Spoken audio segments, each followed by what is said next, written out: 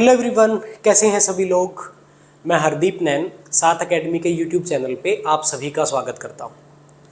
अभी आपका RIMC का एग्ज़ाम हुआ है जो कि कल हुआ है 3 जून को। एग्ज़ाम का लेवल काफ़ी अच्छा था। जो सोचा गया था, जो सिलेबस था या जो पिछले एग्ज़ाम हुए थे RIMC के, मैथमेटिक्स का जो पेपर है वो उससे बिल्कुल डिफरेंट था। मैथमेटिकल रीजनिंग बहुत ज़्यादा थी पेपर में जो क्वेश्चन थे वो सोचने के लिए थे। मुश्किल नहीं कह सकते, लेकिन ध्यान से स्टेटमेंट पढ़नी थी और सोचना था। आज की इस वीडियो में मैं आपको कंप्लीट सॉल्यूशन करवाऊंगा बिल्कुल बेहतर तरीके से, और जो सॉल्यूशन करवाया जाएगा ये सेम आपको PDF के रूप में मिल जाएगा हमारे टेलीग्राम ग्रुप में। टेलीग्राम ग्रुप का लिंक डिस्क्रिप्शन में है, वो आप ज्वाइन कर लीजिए। ठीक है, ये पूरा का पूरा सॉल्यूशन जो मैं क्लास में करवाऊंगा, और उसके अलावा रिटन सॉल्यूशन कि आपको लिखना कैसे था पेपर में, वो सारा सॉल्यूशन आपको टेलीग्राम ग्रुप पे मिल जाएगा PDF की फॉर्म में। चलिए तैयार हो जाइए, स्टार्ट करते हैं आज का सेशन और 1 बाय 1 हर क्वेश्चन को सॉल्व करते हैं। कॉपी पेन उठा लीजिए, साथ साथ में नोट करिएगा।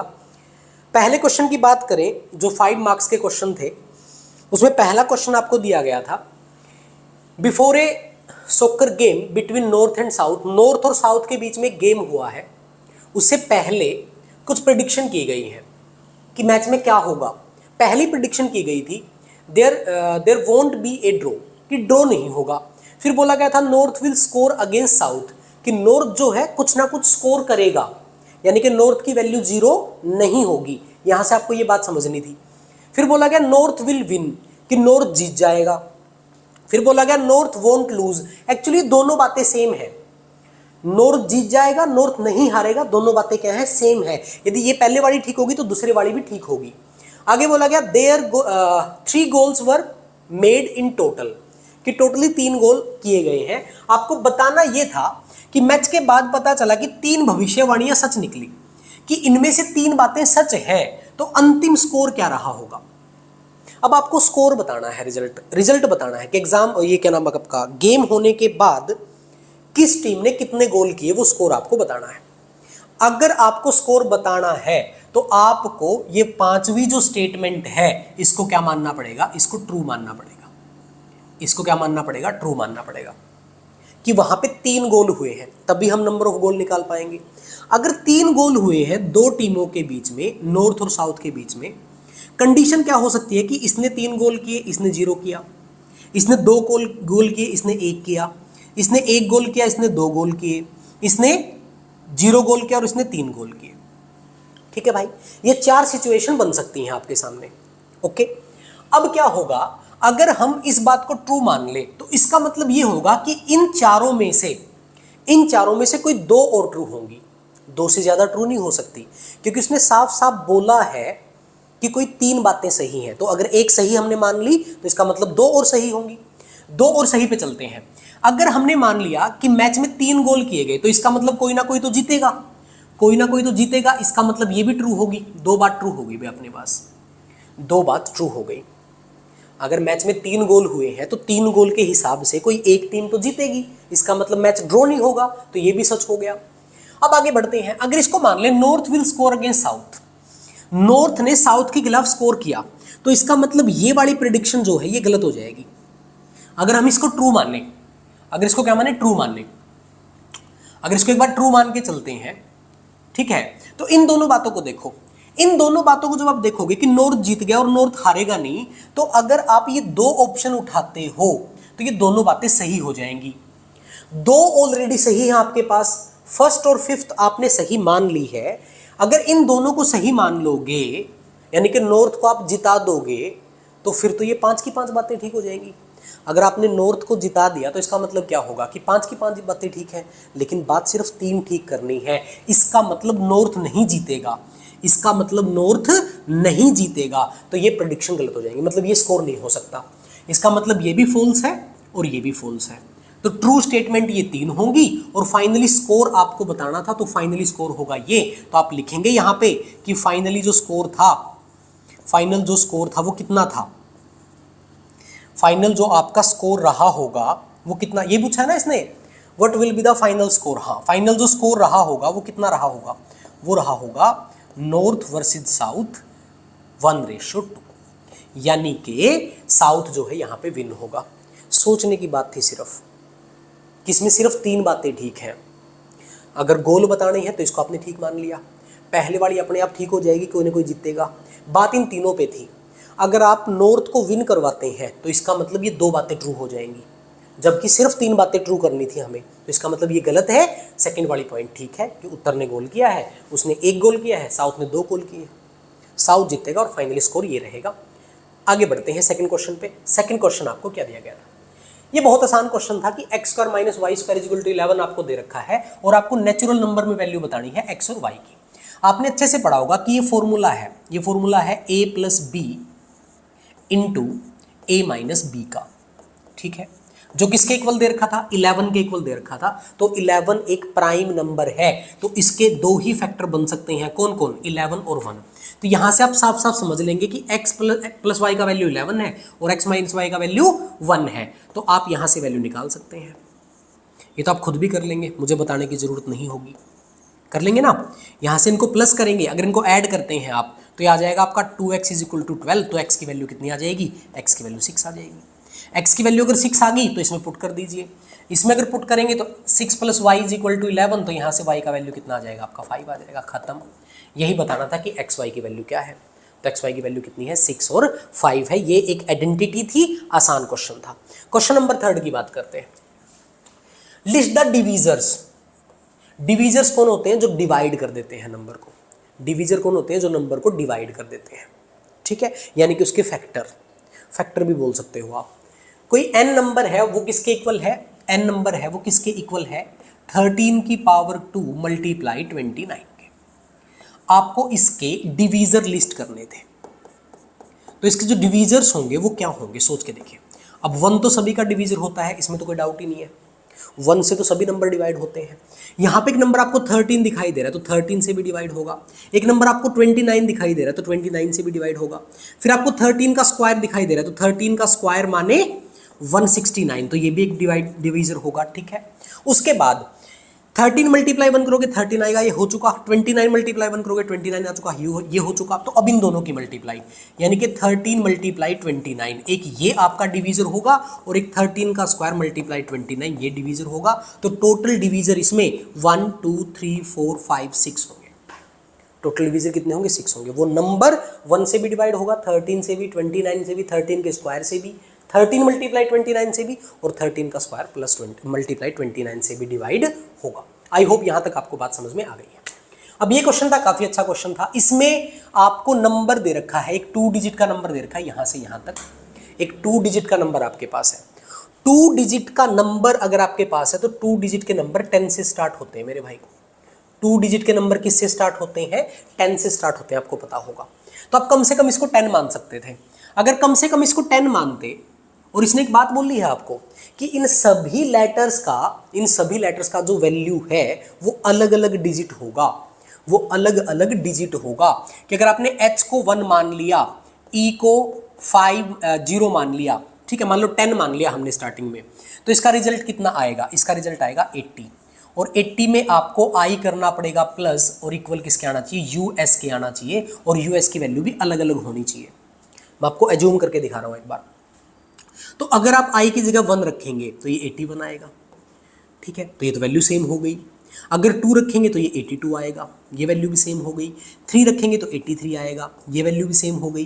तो इसका मतलब आप 10 नहीं यूज कर सकते। 11 वैसे ही नहीं यूज कर सकते क्योंकि दोनों वैल्यू सेम नहीं होनी चाहिए।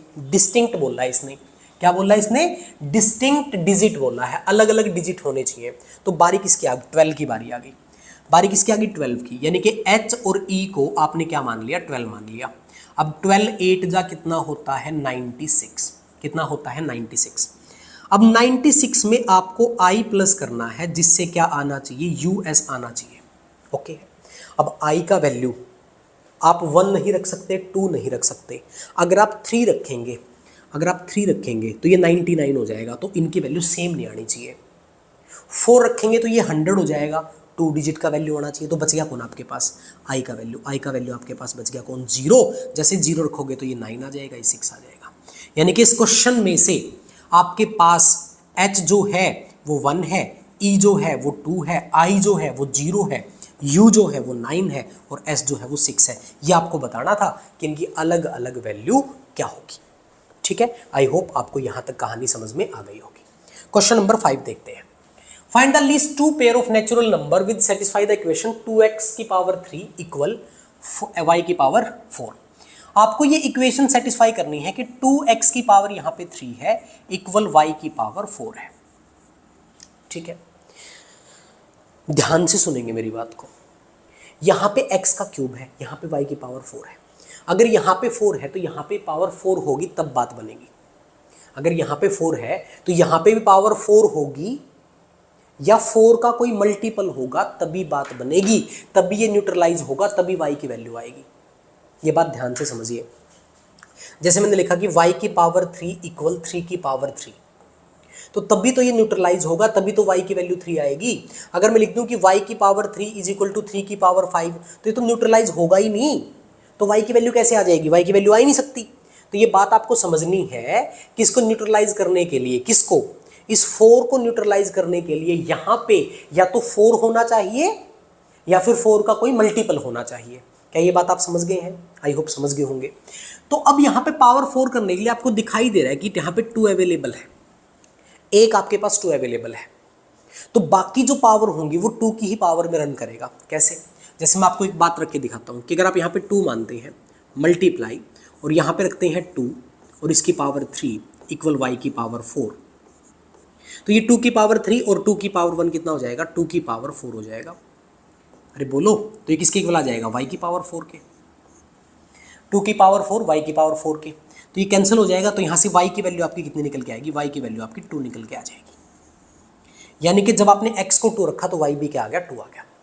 x को क्या रखा? 2, तो y भी क्या आ गया? 2 आ गया। ये बात समझ में आई? अब आपको सेकंड वाला सॉल्यूशन निकालना है। सेकंड सॉल्यूशन निकालने के लिए हिट एंड ट्रायल से चलेंगे। अगर मैं कंपिटिटिव में बताता तो ऐसा बताता कि हिट एंड ट्रायल में चलेंगे तो आप 2 की पावर 2 रख सकते हैं। यहाँ पे एग्जाम्पल के देख के दिखाता हूँ।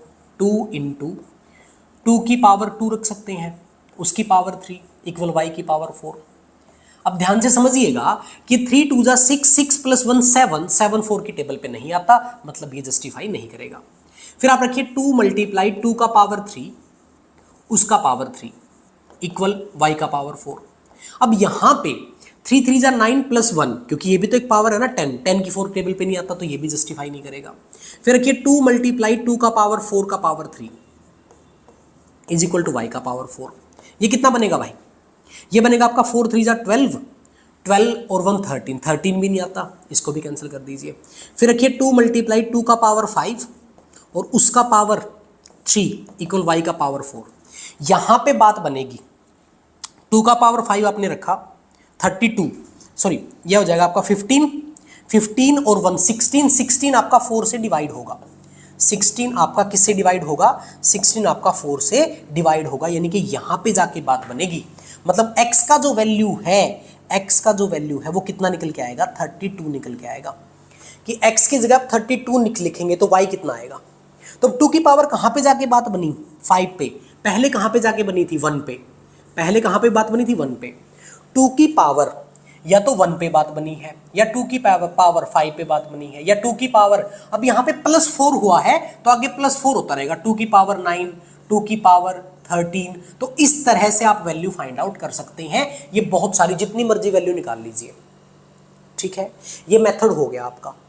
अब यहां से अगर आप x की जगह 32 रखेंगे तो यहां पे क्या सॉल्यूशन क्या बनेगा इसका, वो निकाल के दिखाता हूं। y की वैल्यू निकालते हैं तो ये 2 मल्टीप्लाई आ जाएगा 32 की पावर 3 का मतलब 32 मल्टीप्लाई 32 मल्टीप्लाई 32 इक्वल y की पावर 4, इक्वल y की पावर 4।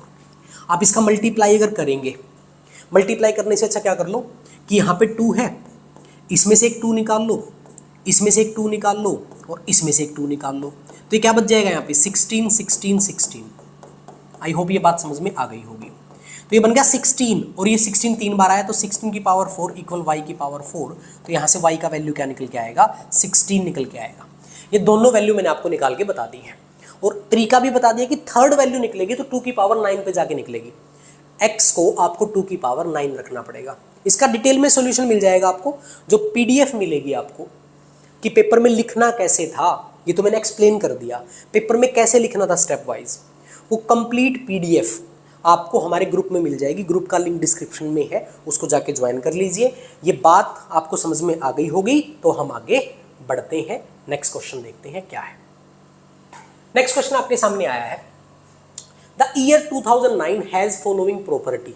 2009 के पास एक प्रॉपर्टी है, ईयर दे रखा आपको 2009, इसके पास एक प्रॉपर्टी है। क्या प्रॉपर्टी है?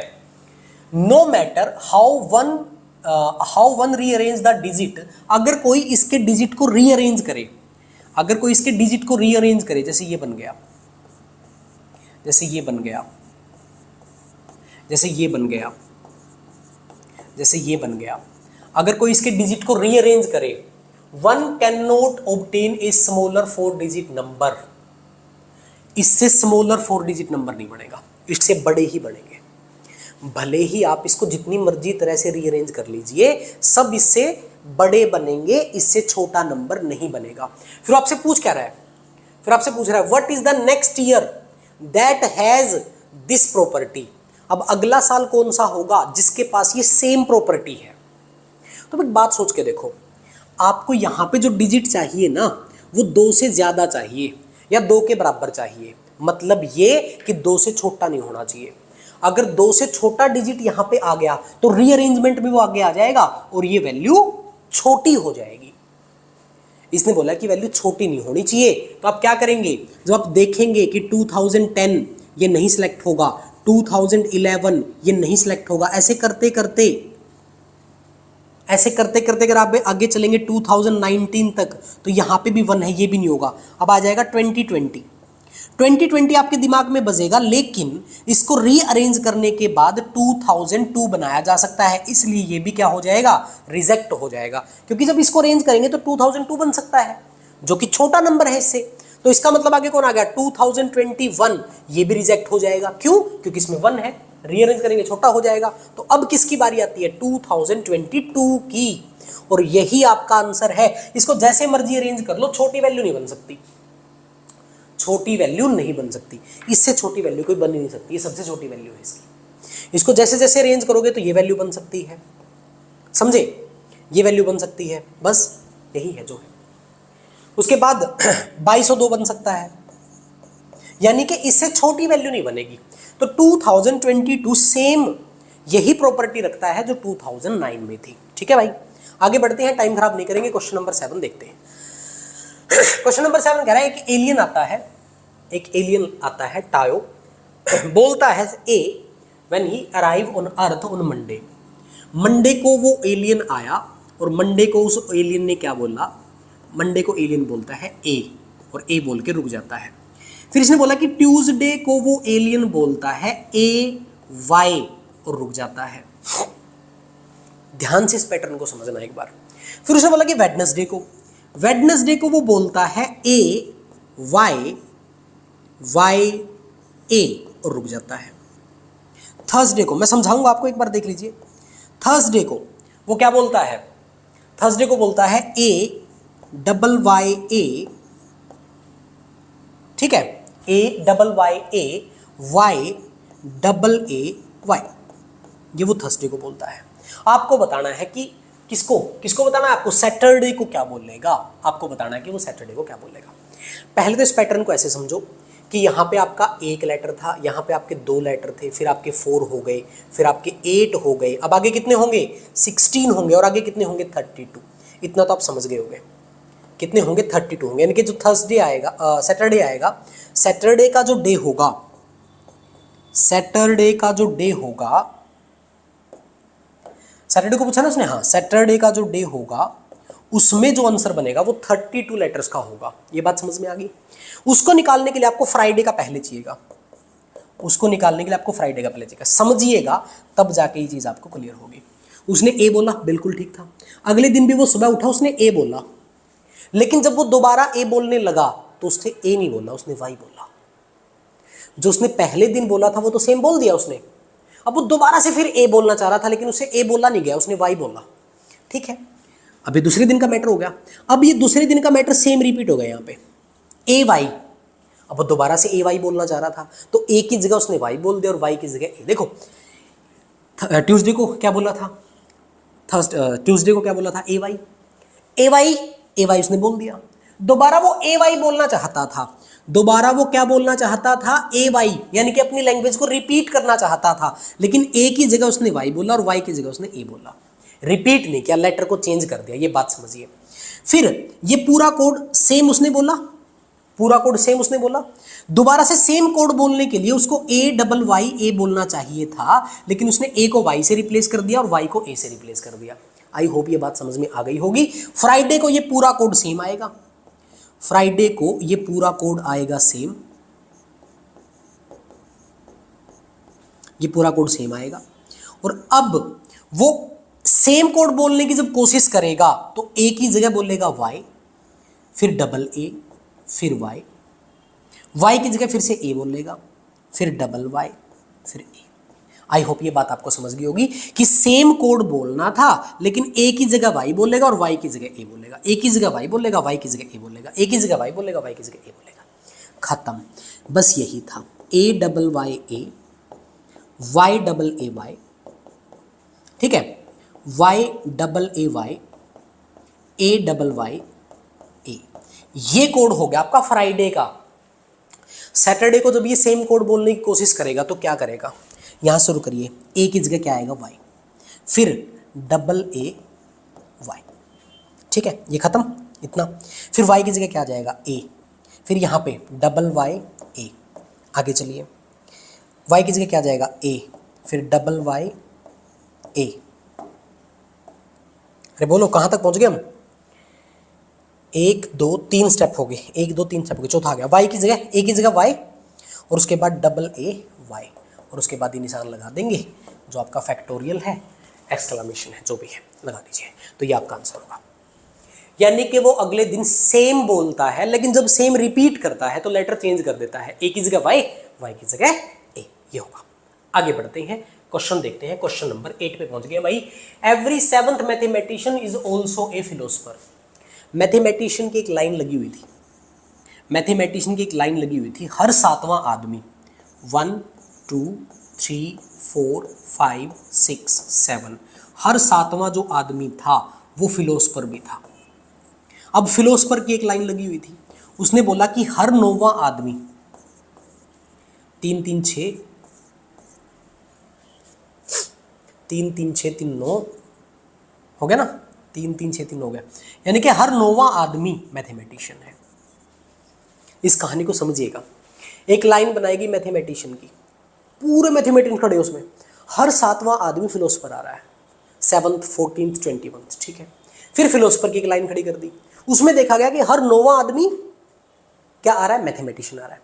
अब उसने बोला है आपको, क्या बोला है, आर देयर मोर फिलोसफर और मोर मैथमेटिशियन, कि अगर वो लाइनें देखी जाएं तो वहां पे ज्यादा फिलोसफर होंगे या ज्यादा मैथमेटिशियन होंगे, आपको ये बताना है।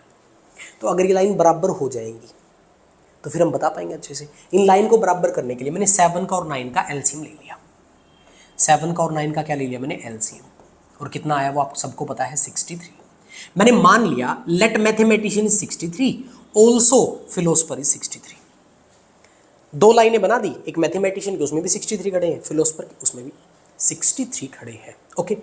अब इन 63 में हर 7वां आदमी फिलोसफर था। अगर मैं 63 को, इस मैथमेटिशियन वाले 63 को 7 से डिवाइड करूंगा तो इसका मतलब यहाँ पे 9 फिलोसफर है। यहाँ पे कितने फिलोसफर हैं, 9 फिलोसफर। तो इस पूरी कहानी में फिलोसफर आपके निकल के आएंगे 72, हाँ या ना, पूरी कहानी में आपके फिलोसफर 72 बन जाएंगे, कि इन 63 दोनों तरह के लोगों में 72 फिलोसफर हैं। अब जो नीचे वाले 63 फिलोसफर की लाइन थी, ये नीचे वाले 63 फिलोसफर की लाइन थी, उसमें हर 9वां व्यक्ति मैथमेटिशियन था, मतलब इनमें मैथमेटिशियन कितने हैं, 7 है। मैथमेटिशियन कितने, 7, यानी कि टोटल मैथमेटिशियन वहां पे कितने हैं, 70, और टोटल फिलोसफर कितने हैं, टोटल फिलोसफर कितने हैं, 72। कौन ज़्यादा हुए मुझे बताने की जरूरत नहीं होगी, फिलोसफर ज़्यादा है, 72 है, प्रूव हो गया, ठीक है। दोनों लाइनें हमने बराबर बनाई, डिवाइड कर दिया, बात खत्म। नेक्स्ट क्वेश्चन देखिए, क्वेश्चन नंबर 9 क्या बोला गया है। 3 diggers can dig a pit in 3 hours, okay. How many pits can 6 digger dig in 5 hours? इसमें MDS वाला फॉर्मूला लगेगा। यहाँ पे मैन मल्टीप्लाई आर्स दे रखे हैं, तो आप यहाँ पे करिए M1 multiply H1 divide by W1 equal M2 multiply H2 divide by D2। Work two, D2 नहीं आएगा, वर्क टू आएगा। वर्क टू कितना काम करेंगे? अब पहले कितने आदमी थे? 3 आदमी थे, ठीक है। 3 घंटे काम करते थे और 3 काम कर सकते थे। दूसरे में हाउ मैनी पिट्स, कितने पिट्स बनेंगे, कितने गड्ढे बनेंगे? बाय 6 डिगर्स, 6 लोग काम कर रहे हैं, 5 घंटे काम करते हैं और कितने पिट्स आएंगे? ये सॉल्व करना था आपको, कर दीजिए। 3 से 3 कट जाएगा, 3 दूनी 6, तो आपका आंसर आ जाएगा 10। कितना आंसर आ जाएगा? 10 आ जाएगा भाई। 10 पिट्स वहाँ पे हो सकते हैं। कितने गड्ढे खोद सकते हैं? 10 गड्ढे खोदेंगे मैम से। ओके, आसान क्वेश्चन था ये 5 नंबर बिल्कुल आसान थे, ले सकते थे आप। नेक्स्ट क्वेश्चन देखते हैं। इसमें कुछ नहीं करना था, कुछ भी नहीं करना था, एलसीएम लेना था। एलसीएम से आप क्वेश्चन कर सकते हैं। 1/x की वैल्यू आपको निकालनी थी। 1/x की वैल्यू निकालने जाएंगे तो क्या करेंगे? 1/x की वैल्यू आएगी 2/73 में से आपको माइनस करना पड़ेगा 1/60, माइनस करना पड़ेगा 1/219 और माइनस करना पड़ेगा 1/292। आप क्या करेंगे? सबसे पहले इनका एलसीएम लेंगे, ठीक है। अगर आप इनका एलसीएम लेंगे 73 का, 73 एक प्राइम नंबर है, 73, 60, 219 और 292, तो 73 से ही डिवाइड करूंगा पहले मैं इनको। 73 एक प्राइम नंबर है, ये 1 आ जाएगा, ये 60, ये 3 पे जाएगा और ये आपका जाएगा 4 पे, हाँ 4 पे, ठीक है। अब ये 3 पे डिवाइड कर दो भाई मेरे। 3 पे करोगे तो 1, 20, 1, 4, 4 से डिवाइड कर लो, 1, 5, क्योंकि 4 कॉमन है ना दोनों में, 1 और ये आपका 1। अब ये 5 से डिवाइड कर लीजिए। एलसीएम लेना आपको सिर्फ, ये रफ वर्क आपका, ये एलसीएम आ गया आपका। ये 20 हो गया, ये आपका कितना हो गया? 219 मल्टीप्लाई 20, ये आपका आ जाएगा 438। ये आपका एलसीएम आ जाएगा 4380। ओके है, गया। 73 से डिवाइड करोगे, 5 का 20 दिया 60, 60 आएगा भाई। 60 दूना 120 माइनस 60 से डिवाइड करेंगे, 60 से डिवाइड 0 काट दीजिए, ये आ जाएगा आपका 6 7 42, बच गया 6 3 18, 73 माइनस 219 से अगर डिवाइड करेंगे इसको, 219 से अगर डिवाइड करेंगे इसको तो 73 3 जा होता है और 3 से और डिवाइड कर देंगे इसको, ये आपका कितना आ जाएगा? 219 से अगर डिवाइड करने चलेंगे तो क्या बचेगा यहाँ पे? 219 से डिवाइड करने के बाद 20 बचेगा। ये देखो 219 से डिवाइड करने के बाद क्या बचेगा? 20 आ जाएगा बस यहाँ पे, सही है। माइनस 292 से डिवाइड करेंगे तो 292 से डिवाइड करेंगे तो इसमें से क्या निकाल लीजिए? इसको लिख लीजिए 73 मल्टीप्लाई 3 मल्टीप्लाई 20 और इसको निकालेंगे अगर 292 से डिवाइड करके तो ये आपका आ जाएगा 4, आ जाएगा 5, ये कितना आ जाएगा? 15 आ जाएगा भाई, 15 आ जाएगा। आ गया आंसर। 1/x की वैल्यू कितनी है? 1/x की वैल्यू कितनी है? कितना हो गया आपका? 93, 98, 108, 108 120 में से माइनस करोगे 12 आएगा, 12/4380 और ये काट लीजिए, कट जाएगा ना, 8 3 11 4 15 कट जाएगा, 12 3 36, कितने बचेंगे? 12 3 36, बचेंगे कितने? 7, या का 7 आएगा 78, 12 6 72, 12 5 60, 365 आएगा भाई। x का वैल्यू कितना आ जाएगा? 365। इसमें करना कुछ नहीं था, आपको क्या करना था? एलसीएम लेना था, बस इतनी सी बात थी। आई होप यहाँ तक आपको कहानी समझ में आ गई। 10 क्वेश्चन आपके पूरे हो गए हैं।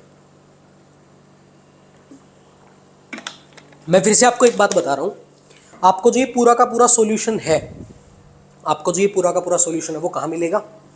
वो मिलेगा आपके टेलीग्राम ग्रुप पे। ओके, 11 क्वेश्चन देखते हैं। ये बड़ा आसान सा क्वेश्चन था। Mickey Mouse, Minnie Mouse, Goofy, Pluto बैठे हैं बेंच पे, 4 लोग बेंच पे बैठे हैं, 1 2 3 4, ठीक है। गोफी हु सिट्स, ये राइट साइड होती है आपकी हमेशा, ये आपका राइट हैंड है तो राइट साइड होगी, ये आपका लेफ्ट हैंड है तो लेफ्ट साइड होगी। ओके जी। अब बोला गोफी who sitting on the right most spot, यहाँ पे कौन बैठा है? यहाँ पे गोफी बैठा था भाई, यहाँ पे गोफी बैठा था, ठीक है। इफ लगाया इसने, क्या लगाया है? इफ, कि अगर ऐसा हो कि गोफी यहाँ बैठा हो, गेट अप, खड़ा हो जाए, then sit down between Mickey Mouse and Mini, then Mini Mouse will be the leftmost. अगर ये कंडीशन चेंज कर दी जाए और उसने बोल दिया कि उठ के 2 लोगों के बीच में बैठ गया, 2 लोगों के बीच में बैठेगा, किस किसके? मिक्की के और मिनी के, मिक्की और मिनी के, तो मिनी लेफ्ट में चला जाता है, मिनी यहाँ आ गया भाई, मिनी यहाँ आ गया तो गोफी यहाँ आ जाएगा। इसका मतलब इनके बीच में है तो इसका मतलब यहाँ कौन था? यहाँ कौन है आपका? मिक्की।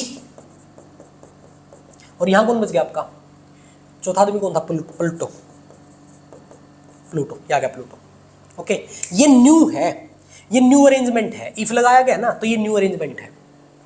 न्यू अरेंजमेंट से पहले सोच के देखो कि मिनी तो यही होगा, इसके साथ में कौन था, मिक्की, क्योंकि गोफी उठ के इनके बीच में बैठा था, तो यहां पे कौन था, प्लूटो। तो ये आएगा आपका आंसर, ये फाइनली आपका आंसर होगा। आपको बताना था कि किस तरह बैठे हैं, तो इस तरह बैठे हैं भाई, ये आंसर है। ठीक है जी, नेक्स्ट बढ़ते हैं क्वेश्चन नंबर 12। टाइम खराब नहीं करेंगे बिल्कुल भी आपका। क्वेश्चन नंबर 12 देखिए। हाँ जी, कह रहा है, क्या कह रहा है भाई, the new Delhi currency exchange following rates, ये रेट्स आपके पास है। 11 टर्कीज कोस्ट करता है 14 दिनार के इक्वल। मैं बहुत आसान सा मेथड बताऊंगा इसका। 11 टर्कीज कोस्ट करता है 14 दिनार के इक्वल, 14 दिनार के इक्वल। एक चीज आप समझ लीजिए कि आपको लास्ट में टर्की का और क्रोनाज का निकालना है, टर्की का और क्रोनाज का निकालना है, इन पे फोकस करिएगा। ठीक है भाई, तो मैं इसको भी लिख सकता हूं मेरे दोस्त की टर्की रेशो दिनार जो है ये दोनों इंटरचेंज हो जाते हैं, 14:11 आ जाएगा, 14:11। क्या ये बात समझ पा रहे हैं आप? आगे चलिए, सेकंड बात क्या कही उसने, सेकंड बात उसने कही 22 रुपीज कोस्ट 21 दिनार, 22 रुपीज कोस्ट 22 रुपीज कोस्ट 21 दिनार। भाई रेशो लिखते हुए ना एक बात ध्यान रखना, जो यहां था रेशो वो शिफ्ट होकर यहां आना चाहिए, जब सोल्व करेंगे तो वो कट जाएंगे, तो मैंने इनको शिफ्ट कर दिया। दिनार रेशो रुपी, रुपी की वैल्यू आ जाएगी दिनार के सामने और दिनार की वैल्यू आ जाएगी रुपीज के सामने, ये आ गया 21। आगे चलिए, आगे कोई दिक्कत नहीं है। अब इसके नीचे रुपीज की वैल्यू आनी चाहिए, इसके नीचे रुपीज की वैल्यू आनी चाहिए। 10 रुपीज कोस्ट 3 थेलर्स, ठीक है, तो भी आ जाएगा रुपीज का और थेलर्स का, टीएच लिख देते हैं इसको, है ना, क्योंकि टर्की है ना स्टार्टिंग में, ठीक है, टीएच लिख देते हैं। तो ये आ जाएगा मेरे दोस्त 3:10, ये आ जाएगा। आगे चलिए, आगे आपका क्या आ गया, आगे आपका 5K = 2 थ्रेलर। तो थ्रेलर यहाँ आने चाहिए बेटा, थ्रेलर यहाँ पे आने चाहिए। थ्रेलर कितने हैं, 2 इक्वल कितने, 5 कोरोनास के। रेशो बनाओगे थ्रेलर का और कोरोना का तो कितना बनेगा, 5:2 खत्म। ये सारे के सारे इनको डिवाइड कर दीजिए, इनको क्या कर दीजिए, डिवाइड कर दीजिए। जैसे डिवाइड करेंगे रेशो को तो ये कैंसिल हो जाएंगे, तो यहाँ पे टर्की का और कोरोना का रेशो बचेगा, वो कितना बचेगा देख लीजिए। 11 दूनी 22, 2 आ जाएगा। दूसरा पेन यूज कर लेते हैं। 4 2 7 2 14, 7 3 21, 3 से 3 कैंसिल, 2 से 2 कैंसिल, ठीक है भाई। 5 2 10, 2 से 2 कैंसिल, तो 1:1 आएगा। यानी कि टर्की की और कोरोना की वैल्यू सेम है। अगर उसने बोला है कि आपके पास 13 कोरोनाज है तो इसका मतलब आपके पास 30 टर्की है, खत्म। इतना सा क्वेश्चन था, ठीक है। मैं फिर से एक बात रिपीट कर रहा हूं कि लिखना कैसे है, आपके दिमाग में घंटी बज रही होगी कि सर लिखना कैसे है, तो बता दो। तो लिखना पता कैसे है, मैं बताऊंगा। पूरा लिख के अकॉर्डिंगली कि सीट पे कैसे लिखना था वो PDF डाल दी जाएगी ग्रुप में। ये मैं आपको सिर्फ समझा रहा हूँ कि कैसे सॉल्व करते हैं, how to solve the questions, okay. और जैसा हुआ एग्जाम कोई बात नहीं, दिसंबर के लिए तैयार हो जाओ, get ready for December exam. कुछ नहीं होता, एग्जाम मुश्किल था, सबके लिए मुश्किल था, आसान था, सबके लिए आसान था। इस बात को मत सोचिए एग्जाम कैसा था, समझाया जा रहा है अच्छे से। कोई दिक्कत परेशानी आए तो आप मुझे बता सकते हैं। 13 क्वेश्चन देख लेते हैं। वैलेंटाइन कॉकरोच कहता है कि उसकी स्पीड 50 मीटर पर मिनट है। वो कहता है कि उसकी स्पीड जो है वो कितनी है, 50 मीटर पर मिनट है। यानी कि उसका मानना ये है कि वो 50 मीटर डिस्टेंस कवर करता है कितने टाइम में, 1 मिनट के टाइम में। उसका कहना ये था। आगे क्या बोला गया, नो वन बिलीव्ड, किसी ने भरोसा नहीं किया, एंड दे वर राइट, सही भी थे वो। किसी ने कहा कि नहीं भाई तेरी स्पीड इतनी है ही नहीं, और उनकी बात सही भी थी, उसकी स्पीड इतनी नहीं थी। हुआ क्या, जो वैलेंटाइन था वो कंफ्यूज था किस चीज को लेके। उसने 60 सेंटीमीटर मान लिए थे 1 मीटर में। उसने मान लिया था कि 1 मीटर में 60 सेंटीमीटर है, यानी कि जो इसके 50 मीटर है ये वो कितना मान के चल रहा था, सेंटीमीटर में अगर बात करो कितना मान के चल रहा था, तो 50 × 60, यानी कि वो मान के चल रहा था कि उसने 3000 सेंटीमीटर कवर किए हैं, 3000 सेंटीमीटर कवर किए हैं। And 100 second in a minute, कि 1 मिनट में उसने 100 सेकेंड मान लिए थे। यानी कि एक्चुअल में, सच में तो बात ये थी कि उसने 3000 सेंटीमीटर कवर किए थे 100 सेकेंड में। लेकिन आपको जो स्पीड बतानी है वो मीटर और मिनट में बतानी है। मीटर और मिनट, सेकंड को मिनट बनाने के लिए 60 से डिवाइड और सेंटीमीटर को मीटर बनाने के लिए 100 से डिवाइड। हो गया खत्म। 2 0 से 2 0 कैंसिल, ये 2 0 से ये 2 0 कैंसिल, 6 18 मीटर पर मिनट ये उसकी स्पीड थी। खत्म, इतनी सी बात थी। उसकी जो एक्चुअल स्पीड थी वो कितनी थी? 18 मीटर पर मिनट थी। ओके, आगे बढ़ते हैं। देखिए नेक्स्ट क्वेश्चन क्या दिया गया। At the start of 2 year, शुरुआत में क्या था? नट्स बोल्ट और स्क्रूज की जो प्राइस थी वो इक्वली प्राइस थी, इक्वल था सबका प्राइस। ठीक है, तो सबसे पहले तो प्राइस को डिसाइड कर देते हैं। Let price of screws, nut and bolt is 100 rupees. ऐसा मान लेते हैं कि स्टार्टिंग में तीनों की प्राइस 100 रुपीज थी। ओके, अब हुआ क्या? हुआ ये कि जो स्क्रूज है शुड इंक्रीज प्राइस बाय 50%। जो स्क्रूज है, स्क्रूज की बात कर रहे हैं, उनका जो प्राइस था वो 50% इंक्रीज हो गया, मतलब 150 हो गया। ओके, इंक्रीज हो गया। And bolt price should decrease by 50%। And bolt का जो प्राइस था वो डिक्रीज हो गया 50%। ये कहानी बनी। ठीक है जी। ऑन Feb 28 फिर से प्लान चेंज हो गया। This time price of screws down by 50%। Screws का जो प्राइस था वो डाउन हो गया 50%, तो कितना रह गया? 50/100। और बोल्ट का अप हो गया 50%, तो कितना हो गया? 150/100। ये दोनों सिचुएशन सेम ही आएंगी। 100 से 100 कैंसिल, 2 0 से 2 0 कैंसिल, इसका रेट आ जाएगा 75, तो इसका रेट भी कितना आएगा? 75। इन दोनों का रेट आएगा 75। आगे बोला गया है what will be the least and the most expense product in the March. March में ये तो लीस्ट है दोनों, ये तो क्या हो जाएंगे? लीस्ट हो जाएंगे। और एक्सपेंसिव, मोस्ट एक्सपेंसिव क्या हो जाएगा? मोस्ट एक्सपेंसिव हो जाएगा नट्स, क्योंकि नट के रेट में कोई चेंज नहीं आया। नट का रेट 100 ही था स्टार्टिंग में और 100 ही है अभी भी। पहले भी 100 था, अब भी 100 है। इनका रेट हो गया 75, तो लीस्ट वैल्यू तो यही हुई। मोस्ट एक्सपेंसिव कौन होगा? नट होगा। कितने रुपए के? 100 रुपीज के हैं। आगे बढ़ते हैं, नेक्स्ट क्वेश्चन देखिए। सीक्वेंस बड़ी अच्छी थी, इसमें आपको एक्सप्लेन करना था। गिव अ क्लियर एक्सप्लेनेशन बतानी थी। तो इसमें आप लिखेंगे this series based on product of 2 consecutive, ये लिखा मिलेगा आपको, कॉन्जिक्यूटिव नेचुरल नंबर्स।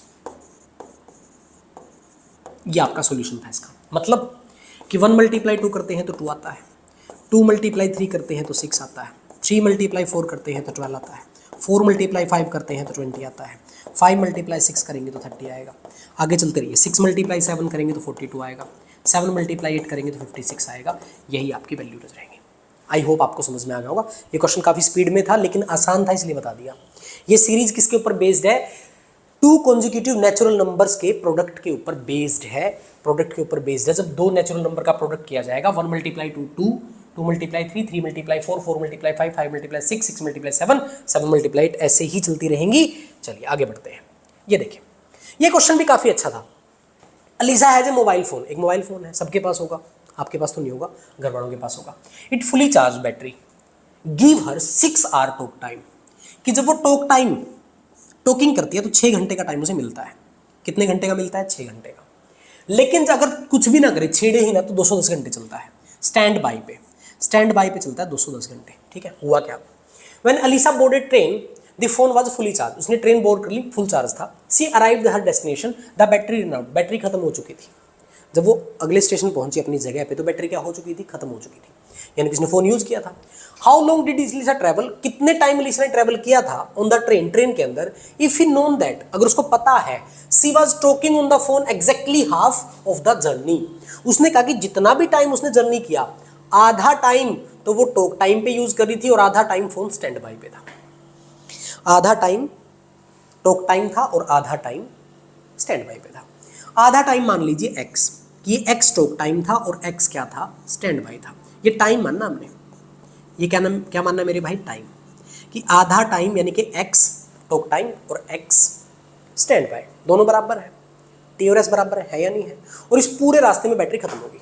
आपको ये भी दिख रहा है ये भी दिख रहा है कि 6 जो है वो 210 के बराबर इक्वेट कर रहा है, तो 1 की वैल्यू 35 के बराबर इक्वेट करेगी, हाँ या ना? बोलो। टॉक टाइम की एक वैल्यू स्टैंड बाय की 35 वैल्यू के बराबर है। हम इसको रेशो बना लेते हैं, हम इसको क्या बना लेते हैं, रेशो, ताकि बात समझ में आ जाए। रेशो बना लेते हैं, ये 1:35 आएगा। यानी कि अगर ये x रिलेट करेगा, यानी कि अगर इसकी वैल्यू अगर 1 रहेगी तो इसकी वैल्यू 35 रहेगी, जबकि इन वैल्यू की दोनों बराबर है, दोनों बराबर है। अगर मैं इसको स्टैंड बाई में कन्वर्ट कर लूँ, स्टैंड बाई में कन्वर्ट कर लूँ और इसको x ही मान लूँ कि ये इसी x कन्फर्म मान लिया हमने, तो स्टैंड बाई की जो वैल्यू है वो 35x होनी चाहिए। वो कितनी होनी चाहिए, 35, क्योंकि स्टैंड बाई की वैल्यू 1 और 35 का रेशो बनाती है, और स्टैंड बाई में हमने कन्वर्ट किया तो ये टोटल किसके इक्वल है, 210 के। तो यहाँ से आपका 36x जो है वो कितना आ जाएगा, 210 आ जाएगा, और x की वैल्यू क्या आ जाएगी, 210/36। ओके है। और ये x की वैल्यू नहीं बतानी है, हमें 2x की वैल्यू बतानी है, तो 210/36 × 2 ये हो जाएगी कहानी खत्म। 2 पे आ जाएगा 18, इसको काट लीजिए, 3 से आ जाएगा 6, 3 से आ जाएगा 70, 2 से काट लीजिए 3, 2 से आ जाएगा 35। इसको आप सोल्व करेंगे तो आ जाएगा 11 and 2/3 आवर्स, ये आपका टाइम होगा 11 and 2/3 आवर्स। आई होप आपको समझ में आ गया होगा। ठीक है, हमने स्टैंड बाई के रूप में ले लिया सारा का सारा, कि अगर ये x है और ये दोनों सेम है, ये दोनों सेम कब होते हैं, जब ये 135 पे रोटेट करते हैं, यानी कि ये 1 रहेगा तो ये 35 जाके बराबर आएगा उसके। ओके, आगे बढ़ते हैं, नेक्स्ट क्वेश्चन देखेंगे। The diagonal of parallelogram length 24 and, एक पैरेललोग्राम है भाई, पैरेललोग्राम है ये, इसके डायगोनल है। आपको एक बात का पता होना चाहिए अच्छे से कि पैरेललोग्राम के जो डायगोनल हैं वो एक दूसरे को 90 डिग्री एंगल पे कट करते हैं, ये बात आपको पता होनी चाहिए, ये थ्योरम है, आपने शायद पढ़ी भी होगी। और एक दूसरे को बराबर हिस्सों पे काटते भी हैं, बराबर हिस्सों पे काटते भी हैं। अगर ये 24 है तो ये हिस्सा इसका 12 होगा, ये भी 12 होगा, और अगर ये 10 है तो ये हिस्सा भी 5 होगा और ये हिस्सा भी 5 होगा। मान लो ये ABCD है आपका, और ये यहाँ पे P पे काटता है, ऐसा मान लीजिए। ठीक है भाई, अब इसको बताना क्या था आपको, एरिया बताना था। एरिया पैरेललोग्राम का एरिया होता है 1/2 multiply product of diagonal, product of diagonal, ये आपको पता होगा। ठीक है, तो 1/2 प्रोडक्ट ऑफ डायगोनल, डायगोनल एक 24 है और ये कितना है, 10 है, तो आपका कट गया 12, 120 आ गया, वो 120। ये तो आ गया आपका सेंटीमीटर है ना, ये 24 सेंटीमीटर कुछ दे ही नहीं रखा, चलो यूनिट स्क्वायर आ जाएगा। ठीक है, ये मिस्टेक है, सेंटीमीटर मीटर कुछ तो देता भाई, बनाने वाला भी पता नहीं कैसे एग्जाम बना रहा है यार, मुझे समझ में नहीं आ रही बात। चलो कोई बात नहीं, 120 आ गया हमारा। अब हमें इसकी एक साइड भी बतानी थी। जब मैंने आपको बता दिया कि राइट एंगल है तो इसका मतलब CD का जो स्क्वायर होगा, यानी कि डायगोनल होगा आपका, वो CP के स्क्वायर और PD के स्क्वायर के बराबर होगा। इसको आप सोल्व करेंगे तो CD का स्क्वायर आ जाएगा 12 का स्क्वायर प्लस 5 का स्क्वायर, ये आपका आ जाएगा CD का स्क्वायर, ये 144 प्लस 25। स्पीड हो सकता है थोड़ी ज़्यादा हो, ये उन लोगों के लिए है जिन लोगों ने प्रिपरेशन कर रखा है। तो आ जाएगा √169 के CD बिल्कुल 13 सेंटीमीटर या जो भी होगा उसके इक्वल आ जाएगा। ओके है, ये क्वेश्चन आपका खत्म। आगे बढ़ते हैं, ये क्वेश्चन देखिए, ये क्वेश्चन भी ठीक ठाक था, इतना मुश्किल नहीं था। BC बराबर BM के, BC जो है BM के बराबर है, अगर ये दोनों साइडें बराबर है तो ये एंगल जो होगा वो इस एंगल के बराबर होगा, यानी कि ये भी x होगा, ये भी क्या होगा, x। अब एक सीधी सी बात थी, एक ट्रायंगल के दो इंटीरियर एंगल का सम थर्ड वाले एक्सटीरियर एंगल के बराबर होता है, यानी कि यहाँ से x की वैल्यू 25 + 45 खत्म, कितनी आएगी, 70 डिग्री। ये प्रॉपर्टी आप लिख देंगे कि sum of two interior angles of a triangle is equal to the third exterior angle, so x will be 70 degree.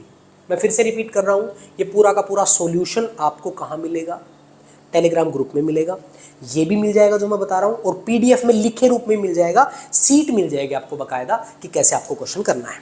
ठीक है, मैं इस पेपर का सॉल्यूशन करके पूरा का पूरा PDF आपके पास डाल दूंगा, चिंता करने की जरूरत नहीं है। आगे बढ़ते हैं, नेक्स्ट क्वेश्चन देखते हैं।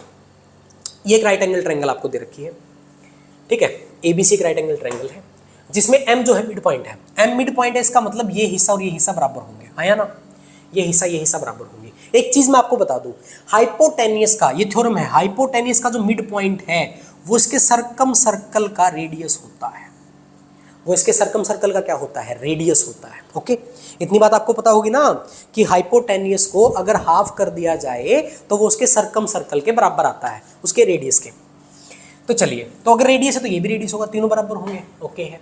अब इसने क्या बोला था, हो गया है, तो ये 8 है, ये 10 है, तो 8 स्क्वायर प्लस 10 स्क्वायर 6 स्क्वायर कितना आ जाएगा, ये आपका AC का स्क्वायर आ जाएगा। और यहाँ से आपकी AC की जो वैल्यू है वो कितनी आ जाएगी मेरे भाई, ये आ जाएगी आपकी 8 से 20 10 आ जाएगी, सॉरी कितनी आ जाएगी 10। AC की वैल्यू कितनी आ जाएगी 10। अगर 10 है तो ये भी 5 है, ये भी 5 है, तो ये भी 5 है। x की वैल्यू क्या आ जाएगी, 5 आ जाएगी, खत्म। इतना सा क्वेश्चन था, 5 नंबर का आपका क्वेश्चन था। आगे बढ़ते हैं।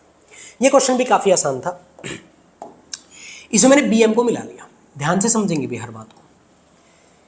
सर्कल में आपने एक थ्योरम पढ़ी होगी कि सर्कल में एक आर्क अगर सेंटर पे कोई एंगल बनाती है, पढ़ी होगी आपने, सेंटर पे कोई एंगल बनाती है, जैसे मान लो 60 डिग्री बनाया, तो उस आर्क से दोबारा सर्कल पे जो एंगल बनेगा वो उसका आधा होगा, यानी कि ये एंगल 30 डिग्री होगा। आप सभी ने थ्योरम पढ़ी होगी ना। अगर आर्क सेंटर पे 60 डिग्री एंगल बनाएगी तो बाकी पार्ट पे 30 डिग्री का बनाएगी, ये एंगल इसका हाफ होता है। ठीक है, चलिए इसमें अप्लाई होगी ये चीज।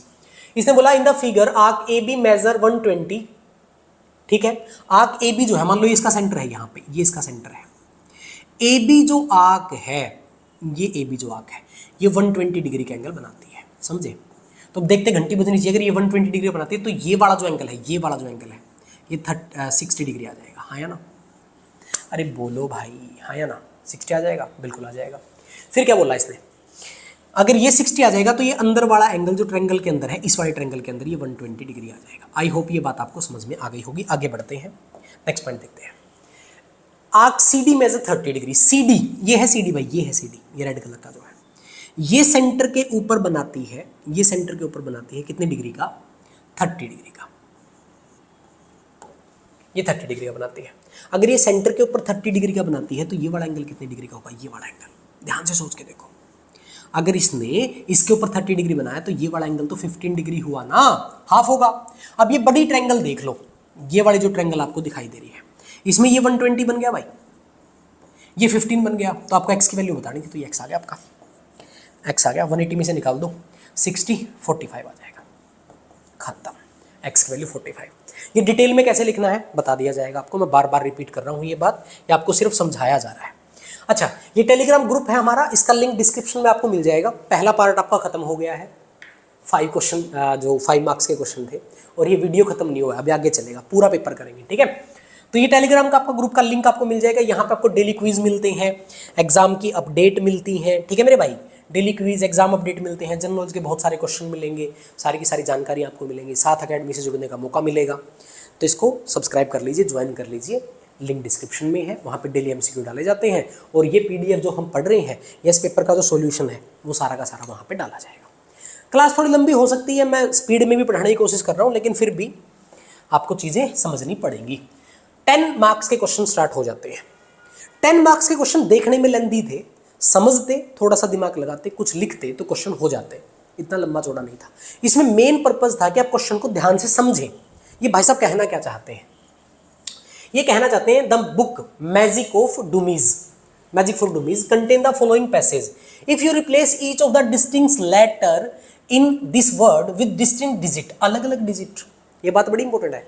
इसमें क्या लिखा हुआ है, ग्लोबल, GLOBAL, ग्लोबल।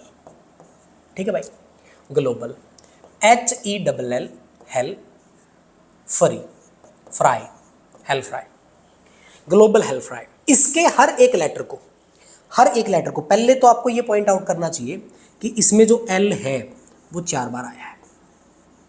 L कितनी बार आया, 4 बार। तो लेटर हुए कितने, 1 2 3 4 5 6 7 8 9 10।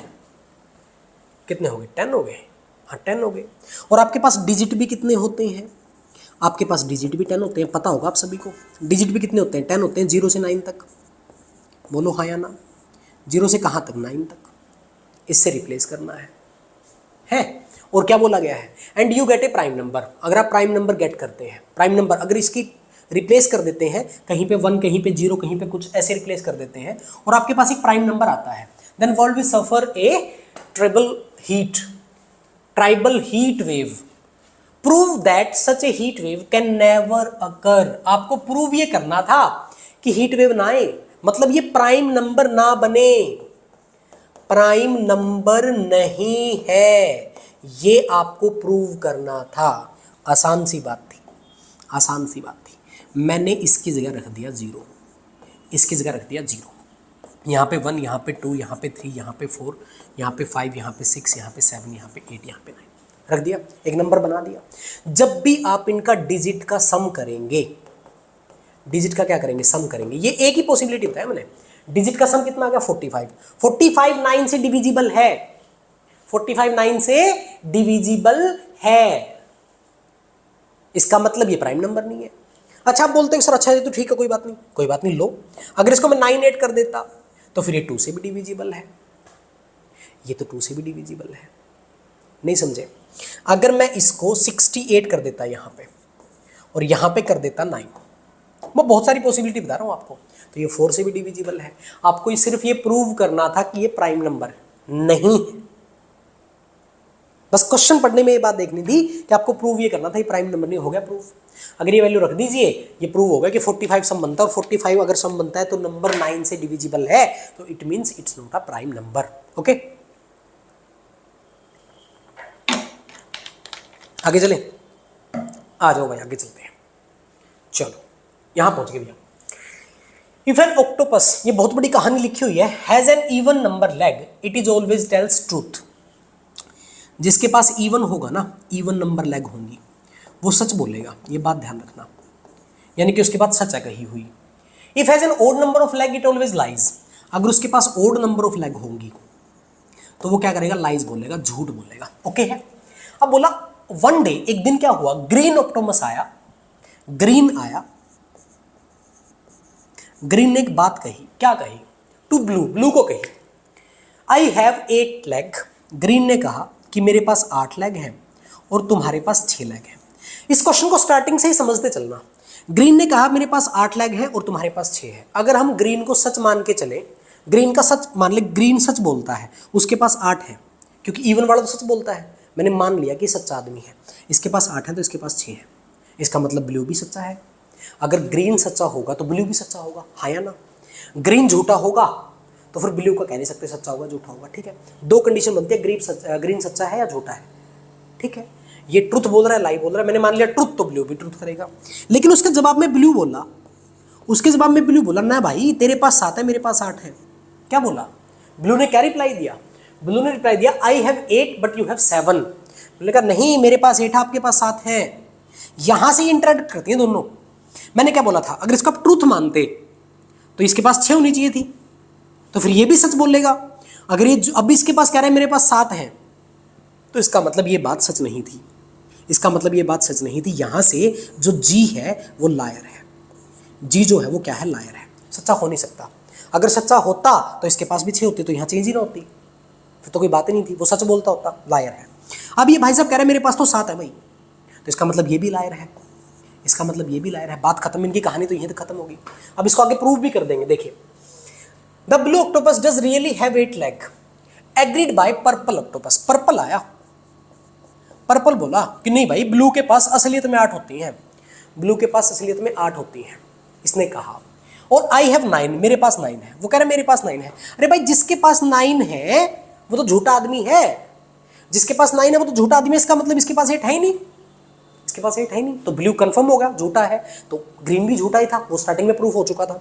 आगे बढ़िए, आगे कौन आया, आगे आया आपका स्ट्रिप्ड ऑक्टोपस। ये स्ट्रिप्ड जो आया है, स्ट्रिप्ड ऑक्टोपस जो आया है, वो कह रहा है none of you have 8 leg, आपके पास किसी के पास 8 लेग नहीं है, आई हैव, मेरे पास है, यही आंसर था। इस क्वेश्चन में कुछ नहीं था, 2 लाइनें लिखनी थी कि ब्लू को ट्रूथ मानते हैं तो सॉरी ग्रीन को ट्रूथ मानते हैं तो ब्लू भी ट्रूथ होगा, और ब्लू ट्रूथ होगा तो यहाँ पे 7 कैसे आ गई, फिर वो झूठा हो गया। अगर वो झूठा हो गया तो ग्रीन भी झूठा हो गया, उससे ये तो इंटरेक्ट होगी। पर्पल अपने आप कह रहे हैं मेरे पास 9 है, एक लाइन ये लिख देंगे, purple also said I have 9 so he is also liar. Then striped, remaining striped octopus have 8 legs, this is the answer for this question. आगे बढ़ते हैं, समय नहीं है हमारे पास। ये भी सेम क्वेश्चन है, सेम क्वेश्चन है, सेम क्वेश्चन है मेरे भाई। यहां पे भी 2 कंडीशन बनेगी, यहां पे भी 2 कंडीशन बनेगी, पढ़ लिए पहले। There are knight and liars, knight and liars, ठीक है, नाइट और लायर है।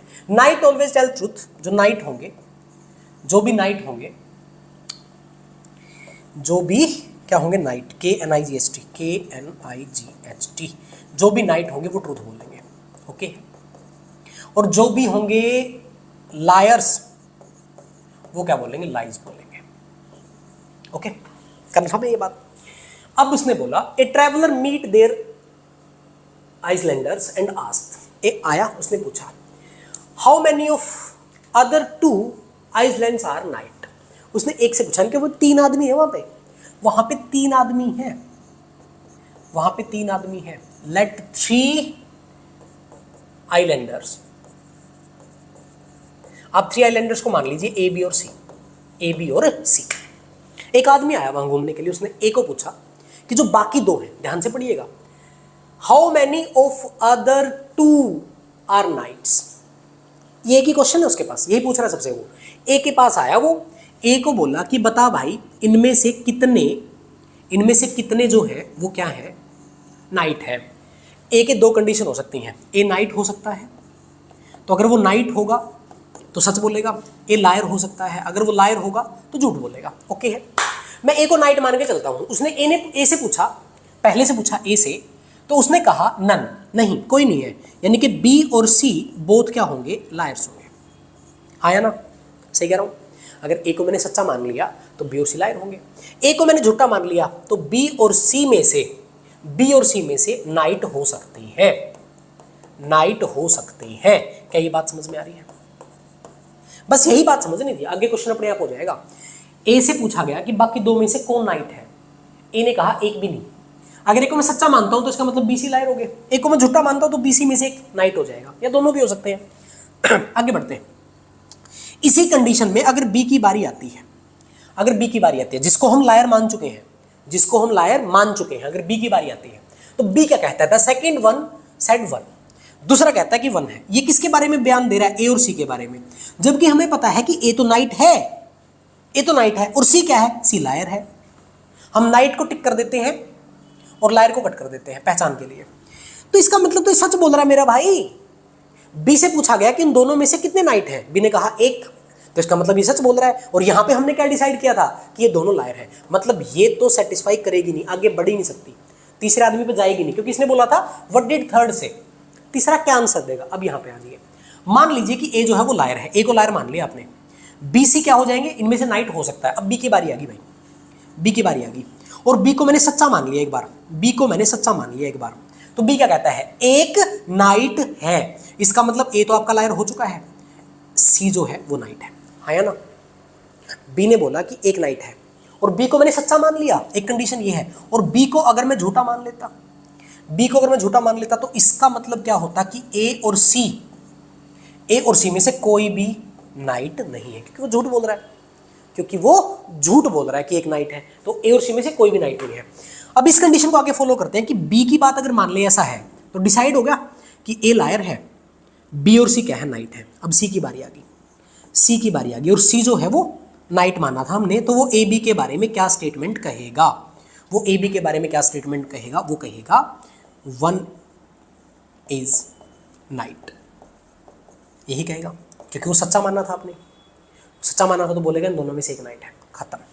अगर मैंने बी को माना झूठा तो ए और सी दोनों झूठे, इसका मतलब सी भी झूठा और यहाँ पे ए और बी भी झूठे, तो इनमें से कोई नाइट नहीं है। तो सी झूठ बोलेगा, क्या बोलेगा, 1 इज नाइट।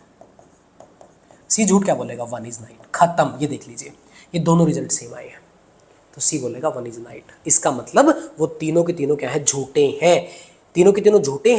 या फिर बी और सी जो है वो नाइट है। दो सिचुएशन बनती है, दोनों सिचुएशन में सेम आंसर आ रहा है, ठीक है।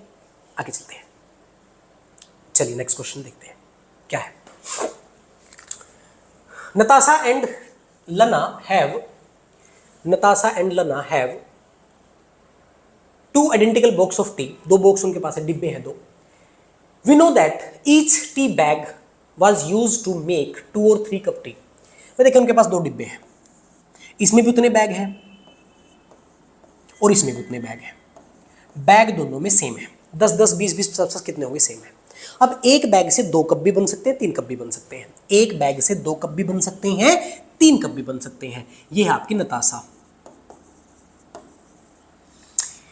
नताशा मेड 41 कप, और ये है आपकी लना, आईना कह लो या लना जो भी है, आईना होगी, आईना है क्या हिंदी में, क्या लिख रहा है, हाँ इना, इना जो है वो 40 कितने का बनाती है, 58। मान लो यहाँ पे कि 2 कप के लिए उसने यूज किए x पैकेट और 3 कप के लिए उसने यूज किए y पैकेट। ध्यान से सुनना, ये डिटेल आपको मिल जाएगी व्हाट्सएप पे, मैं इसका शॉर्टकट भी बताऊंगा अभी थोड़ी बाद में, ये थ्योरी बता रहा हूँ पूरी की पूरी। तो यहाँ पे आपकी रिजल्ट मिलेगी 2x + 3y = 41, है या ना। यहाँ पे मान लीजिए कि 2 कप के लिए उसने यूज किया a और 3 कप के लिए उसने यूज किया b, तो यहाँ पे स्टेटमेंट आपके बनेगी 2a + 3b = 58 के।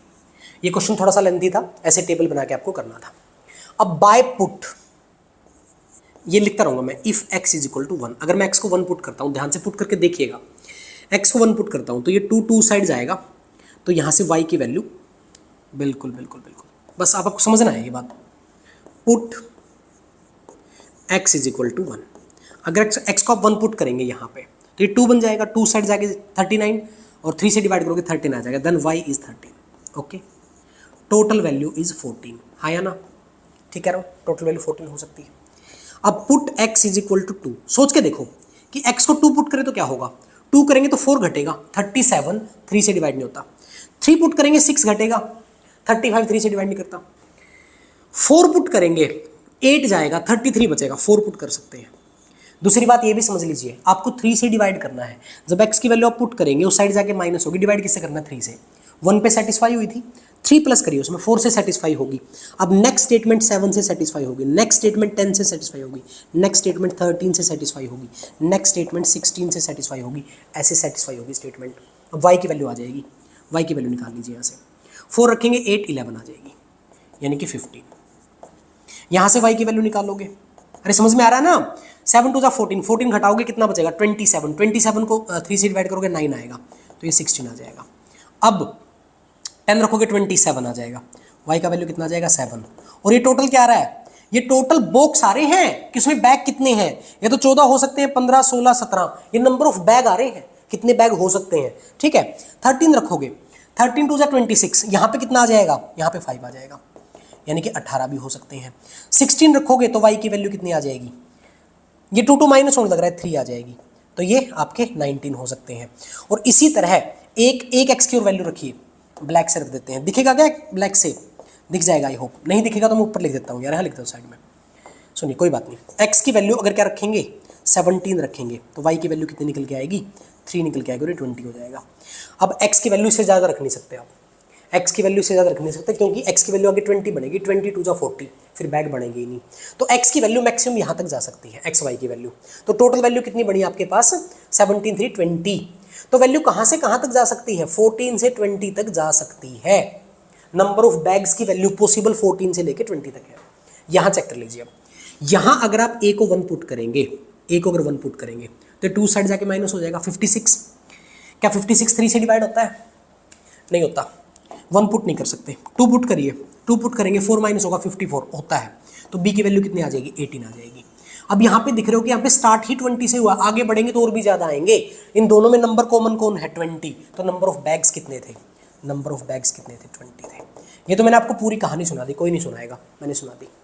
डायरेक्ट कैसे कर सकते थे, डायरेक्ट कर सकते थे कि इसने 41 बैग बनाए, इसने 58 बैग बनाए, अगर इसको मैं 2 से डिवाइड करता तो रिजल्ट आता मेरा 20 पॉइंट समथिंग, ठीक है, 20.5। अगर मैं इसको 3 से डिवाइड करता तो नंबर आता मेरा 3 1 जा 3 और कितना 13 पॉइंट समथिंग आता, 3 3 जा 9, 3 6 18, 13.6, यानी कि वही आ गया रेशो। देखो 14 से लेकर 20 तक बैग जाएंगे। यहाँ पे भी ऐसे होता कि अगर मैं 2 से डिवाइड करता और 3 से डिवाइड करता तो क्या आता, 2 से डिवाइड करता तो कितना आता, 29 बता, ठीक है, 3 से करता 3 1 जा 3, बच गए 2 3 9 जा 19 पॉइंट समथिंग, यानी कि 20 से लेके 29 तक बैग जाते। दोनों में नंबर कौन कॉमन है, 20, कॉमन 20 है। कंपिटिटिव एग्जाम में अगर ऑब्जेक्टिव पेपर में क्वेश्चन करते तो इस तरह करते, लेकिन आपको पेपर में ऐसे क्वेश्चन करना था। आई होप ये बात समझ में आ गई होगी, ध्यान से देखो इसको, फटाफट से ध्यान से इस बात को समझिए।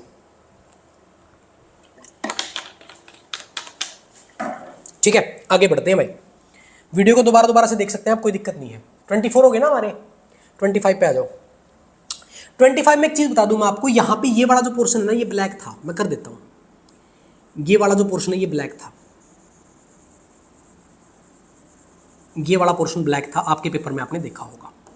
अब इसने बोला यही था कि इसको किस तरह से आइडेंटिकली किस तरह से बनाएं, आपको पेपर पे बना के दिखाना था कि इसको किस तरह से डिवाइड करें, इसको किस तरह से डिवाइड करें। कॉन्ग्रुएंट पीस बनाने आपको, सर्वांगसम टुकड़े, कॉन्ग्रुएंट, एक जैसे। कॉन्ग्रुएंट का मतलब होता है एक जैसे टुकड़े, मतलब ये बॉक्स है ना, या तो सब में 4-4 बॉक्स हो, या सब में 5-5 हो, सब में 3-3 हो, ऐसे बनाना है। ठीक है, पहली बात तो ये समझ लीजिए 4 4 8 4 12 4 16, 16 पीस है। 16 पीस के 4 टुकड़े बनाने हैं तो 4 पीस आएंगे एक में। एक में कितने पीस आएंगे? 4 पीस आएंगे। ये बात तो समझ में आ गई होगी। और सब में ठीक एक छायांकित भाग होना चाहिए, सब में एक ब्लैक पोर्शन होना चाहिए। सोच के देखिए, अगर आप ऐसे 4 लेंगे, ऐसे 4 लेंगे तो यहाँ गड़बड़ आ जाएगी, ऐसे तो नहीं ले सकते। ऐसे 4 लेंगे, ऐसे 4 लेंगे, नहीं ले सकते, कुछ और सोचना पड़ेगा। जैसे वो गेम खेलते थे ना, गेम खेलते थे, कभी ये वाला बॉक्स आता था, कभी ये वाला बॉक्स आता था, याद है आपको? गेम खेला होगा आपने, ठीक है, कभी ये वाला बॉक्स आता था ऐसे करके। तो उस तरह का गेम है ये, उस तरह का दिमाग लगाना पड़ेगा। मैंने तो खेला है भाई, वो रीअरेंज करना, वो वाली चीज़ है, ठीक है, वही वाली चीज़ यहाँ पे यूज़ हो रही है। चलो देखते हैं इसको। मेरे दोस्त ऐसे करिए, कैसे करिए भाई, कैसे करिए, कैसे करिए, कैसे करिए, कैसे करिए, ऐसे। ये 4 बॉक्स ही ले लीजिए, क्योंकि 4-4 के पीस बनाने, ये 4 बॉक्स ले लीजिए। पहला बॉक्स है, दिख गया, इसमें एक ब्लैक बॉक्स आ गया। इसी तरह का सेम बॉक्स यहां से बनेगा, यहां से। रुक जा भाई, रुक जा, रुक जा, कांटेदार बना दूं, कांटेदार बना देता हूं।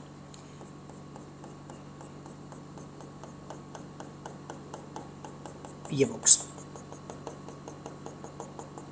है ना, इसमें भी 4 है, इसमें भी 4 है, दोनों में ब्लैक ब्लैक आ गया। अभी आपको अपने आप दिख गया होगा कि क्या करना है इसका। इसका क्या करना है मेरे दोस्त, इसका एक तो ये बन जाएगा, ये 4, और इसका जो बच गया ये 4।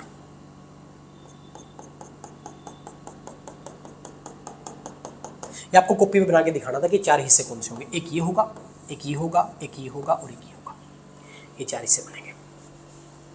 ठीक है, क्वेश्चन मेरी 10 नंबर का क्वेश्चन था भाई, 10 मार्क्स का क्वेश्चन था।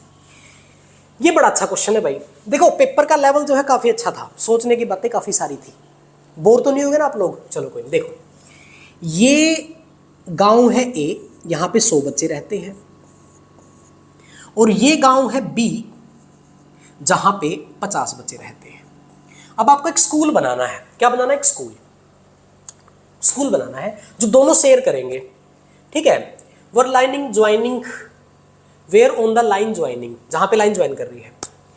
ए B should be build the school, minimize the total distance. ये बात आपको देखनी है, मिनिमाइज द टोटल डिस्टेंस कम से कम होना चाहिए, कम से कम चलना पड़े, कम से कम चलना पड़े। आपको देखना है, कम से कम चलना पड़े। हिट एंड ट्रायल बताऊं? हिट एंड ट्रायल, ये 3 किलोमीटर का डिस्टेंस है। एक चीज सोच के देख लो कि स्कूल यहां बना दो 1 किलोमीटर पे, 2 किलोमीटर पे, 100 किलोमीटर इनको चलना पड़ेगा और 100 किलोमीटर इनको चलना पड़ेगा। टोटल कितना चलना पड़ा?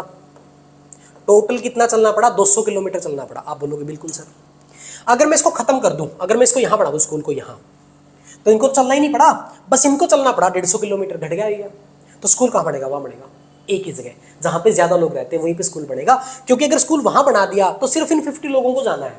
कितने किलोमीटर? 3 किलोमीटर। 15 3 150, तो टोटल में 150 चले ना। और पहले अगर स्कूल यहां बनाओगे, यहां बनाओगे, यहां बनाओगे, यहां बनाओगे, डिस्टेंस बढ़ता चला जाएगा। जितना ए के पास जाते रहोगे डिस्टेंस घटता रहेगा। आई होप ये बात समझ में आ गई। करेंगे कैसे? अब बात ये थी, करेंगे कैसे? करेंगे कैसे? कैसे कैसे? मान लीजिए कि स्कूल बनता है यहां पे, जो ए से x किलोमीटर की दूरी पे है, तो ये वाला डिस्टेंस 3 - x आ जाएगा, हाँ या ना? 3 - x आया, क्योंकि टोटल क्या था? 3 था, टोटल 3 है। ये डिस्टेंस x, तो ये 3 - x। अब टोटल डिस्टेंस काउंट करते हैं। इन बच्चों को x चलना पड़ेगा, यानी कि 100x चलना पड़ेगा, और इन बच्चों को कितना चलना पड़ेगा? 150 - 50x चलना पड़ेगा, हाँ या ना? इतना ही चलना पड़ेगा। देखेंगे तो टोटल डिस्टेंस को कितना चलना पड़ेगा? बोलो बोलो बोलो, 50x + 150। और इसको आपको मिनिमम करना है। इसको आपको क्या करना है? मिनिमम करना है। मिनिमम एक ही शर्त से क्या होता है? Put x = 0। x को 0 पुट कर दो। मिनिमम एक ही तरीके से हो सकता है, x को 0 पुट कर दो। x को 0 पुट करोगे 0, कितना चलना पड़ेगा? 150। यानी कि x को 0 पुट करोगे तो कहां बनेगा? स्कूल बनेगा a के पास। School should be build at A. आया समझ में? स्कूल कहाँ बनेगा? ए पे बनेगा भाई। आगे बढ़ते हैं। ये आसान क्वेश्चन था। वैसे तो ये परम्यूटेशन कॉम्बिनेशन का क्वेश्चन था, लेकिन आप इसको डायरेक्ट भी कर सकते थे। पी एंड सी टॉपिक आपने तो कभी पढ़ा भी नहीं होगा, सुना भी नहीं होगा। 11th-12th क्लास में आता है P and C, permutation and combination, उसका क्वेश्चन था ये। अच्छा क्वेश्चन था। 5 कप हैं आपके पास। एक दुकान पे आप गए, वहां पे 5 कप हैं, 4 सॉसर है, सॉसर, ठीक है, मेरी अंग्रेजी थोड़ी सी ऐसी है भाई। 3 स्पून है, लेकिन मैथ बहुत अच्छा है, देख लिया आपने। एक आदमी गया 3 अलग अलग जगह से, अलग अलग तरह से चम्मच मिलते हैं, ठीक है। इस दुकान में से कितने विभिन्न तरीकों से 2 वस्तुएं खरीद सकता है? खरीदनी दो है कि अगर एक कप खरीद लिया तो एक सॉसर खरीद लो, एक कप खरीद लिया तो एक स्पून खरीद लो, अरे समझे? या सॉसर खरीद लिया तो उसके साथ स्पून खरीद लो, अलग अलग चीजें। तो ऐसे कितने पेयर बन सकते हैं? इन 5 के साथ ये 4 खरीद सकते हैं, तो इनके 20 पेयर बनेंगे, हाँ या ना? 5 कप है ना, C1, C2, C3, C4, C5, 4 saucer हैं, S1, S2, S3, S4। इसके साथ 1 2 3 4 ये बन जाएंगे। इसके साथ भी 4 बनेंगे, इसके साथ भी 4 बनेंगे, सबके साथ 4 पेयर बनेंगे। टोटल कितने बन जाएंगे? 20। समझे? 5 कप है C1 से लेके C5 तक, 4 सॉसर है S1 से S4 तक। कप 1 के पेयर किससे बन सकते हैं? C1 का S1 से, C1 का S2 से, C1 का S3 से, C1 का S4 से। कितने बने? 4। इसके भी 4, इसके भी 4, इसके भी 4, इसके भी 4, कितने बन गए? 20। समझ में आ गया होगा? इतना एक्सप्लेनेशन काफी है, बाकी आपको सीट पे मिल जाएगा लिखा हुआ, ठीक है भाई। इनको मिला के खरीदते तो 12 पेयर बनते, और इनको मिलाकर खरीदते तो 15 पेयर बनते भाई, हाँ या ना? टोटल कितने हो जाते हैं? 20 + 15 + 12 कितने? 35 47 47 पेयर बनेंगे भाई, ये होगा आंसर। कितने पेयर बनेंगे? 47। आपको लग रहा होगा कि तो 5 मार्क्स से बहुत जल्दी जल्दी हो रहे हैं। आसान क्वेश्चन थे। How many different rearrangement? वैसे तो रीअरेंजमेंट को परम्यूटेशन कहते हैं। क्या कहते हैं? परम्यूटेशन।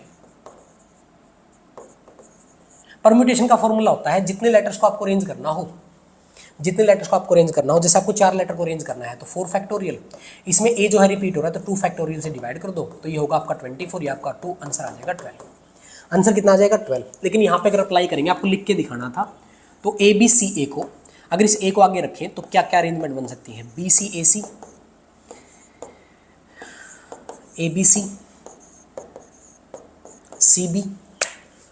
अरे बोलो, ए को आगे रखते और कोई अरेंजमेंट नहीं बनती ना।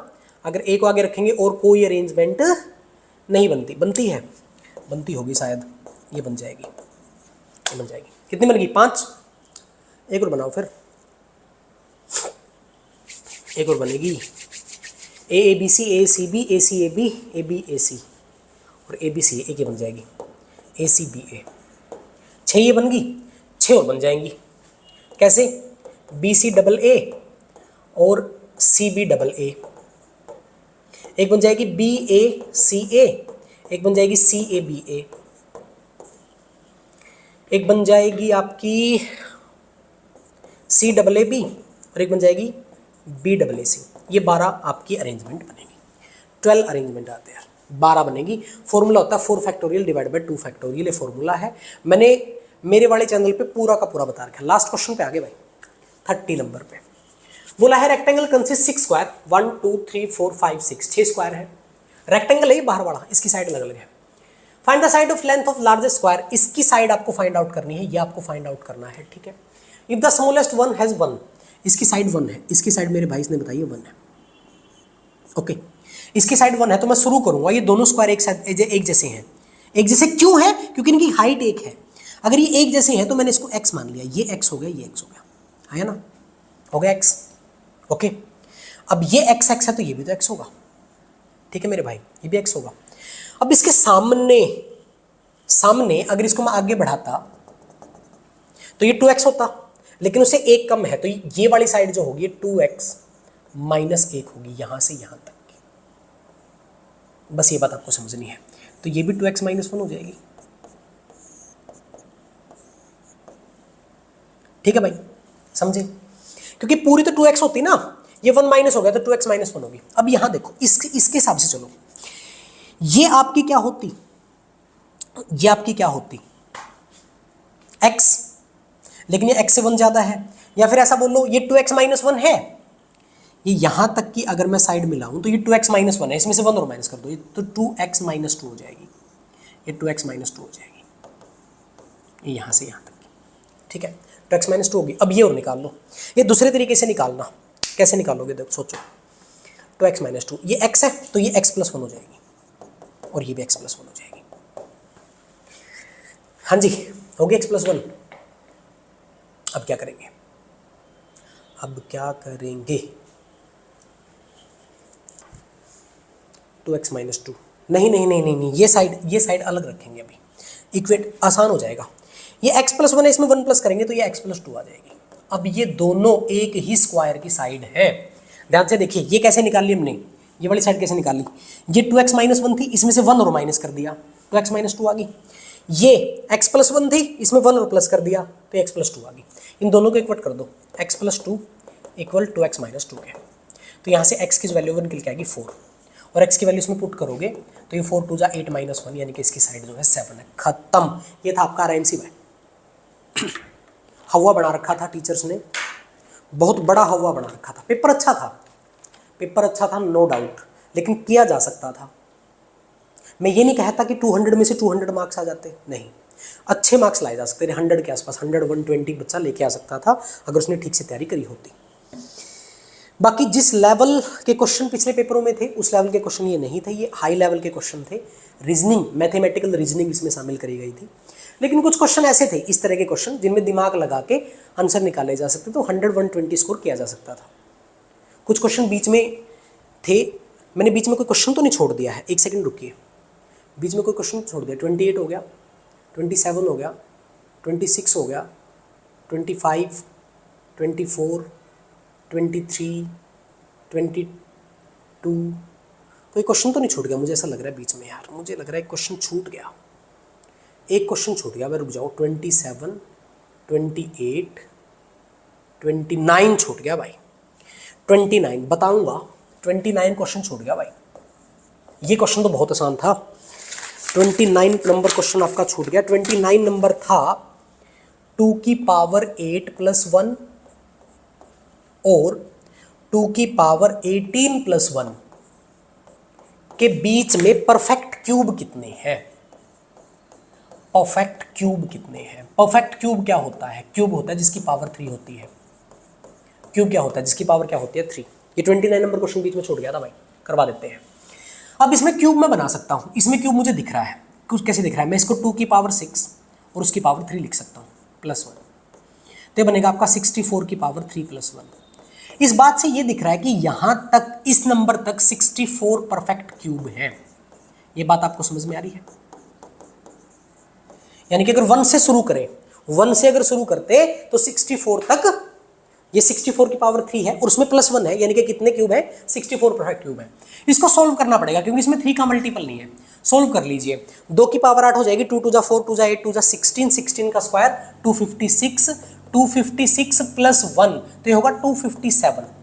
अब 257 को ध्यान से देखोगे तो यहां तक आपके 6 परफेक्ट क्यूब है, 6 परफेक्ट क्यूब है। तो 1 से लेके टोटल 64 है और यहां तक 6 है, इसका मतलब 64 माइनस 6 यानी कि 58 परफेक्ट क्यूब है। कहीं आप बाद में बोलो सर 29 नंबर नहीं करवाया, 29 नंबर भी करवा दिया, बट ये क्वेश्चन सॉल्यूशन में नहीं आपको मिलेगा, इसको देख लेना ध्यान से क्योंकि सीट पे नहीं था। लेकिन फाइनली जो आपको पीडीएफ मिलने वाली है उसमें आपके सारे के सारे क्वेश्चन अवेलेबल रहेंगे, रिटन फॉर्म में रहेंगे कि आपको लिखना कैसे था, राइटिंग फॉर्मेशन कैसे हो सकती थी उसकी, ठीक है। तो ये RIMC था आपका 3 जून 2023 का। आई होप आपको समझ में आया होगा। फिर भी कोई डाउट रहता है तो आप बिंदास फोन करके पूछ सकते हैं, मैं कुछ जानकारी आपको दे दूं। अगर आप RIMC दिसंबर के लिए प्रिपेयर करना चाहते हैं, अगर आप RIMC दिसंबर के लिए प्रिपरेशन करना चाहते हैं, दिसंबर 2023 के लिए, तो साथ अकेडमी के साथ जुड़ सकते हैं। हमारी एबिलिटी, ताकत क्या है आपने देख ली होगी। मेरा एक्सपीरियंस मैथमेटिक्स में, कम्पिटिटिव मैथमेटिक्स में 12 ईयर का है। मैं 2012 से पढ़ा रहा हूँ रेगुलर, एंड दिस इज 2023, ठीक है। I am 12 year old in this line. जब 12 साल होने वाले हैं, 11 साल कवर कर चुका हूँ, 12वां साल खत्म होने वाला है। ठीक है, सैनिक स्कूल की प्रिपेयर कर सकते हैं, राष्ट्रीय मिलिट्री स्कूल की नया बैच स्टार्ट हो गया क्लास 6 और क्लास 9 के लिए। कोई भी जानकारी चाहते हैं नए बैच के लिए, फ़ोन नंबर है। और भी कोई इन्फॉर्मेशन चाहते हैं, कॉन्टैक्ट नंबर आपके पास है। काफ़ी लंबी क्लास हो गई है ऑलरेडी। अगर आपको क्लास अच्छी लगी होगी, आई होप अच्छी ही लगी होगी, सारे क्वेश्चन समझ में आए होंगे, तो चैनल को सब्सक्राइब जरूर कर लीजिए। शेयर करिए क्लास को ज़्यादा से ज़्यादा जितना हो सके, ताकि जिन बच्चों का पेपर था वो इसका सोल्यूशन देख लें। इसी तरह इंग्लिश का सोल्यूशन भी डाला जाएगा, जैसे मैथमेटिक्स का डाला गया है। जीके का पेपर मिलता नहीं है, उसका आइडिया लेंगे, उसके बाद आपके साथ डिस्कस करेंगे। ठीक है, तो क्लास को ज़्यादा से ज़्यादा शेयर करिए, लाइक करिए। कोई आपका डाउट है, कोई आपका सुजेशन है, कमेंट कर सकते हैं, कॉल कर सकते हैं। चलिए बाय बाय, टेक केयर, पढ़ते रहिए, आगे बढ़ते रहिए, मिलते हैं नेक्स्ट वीडियो में।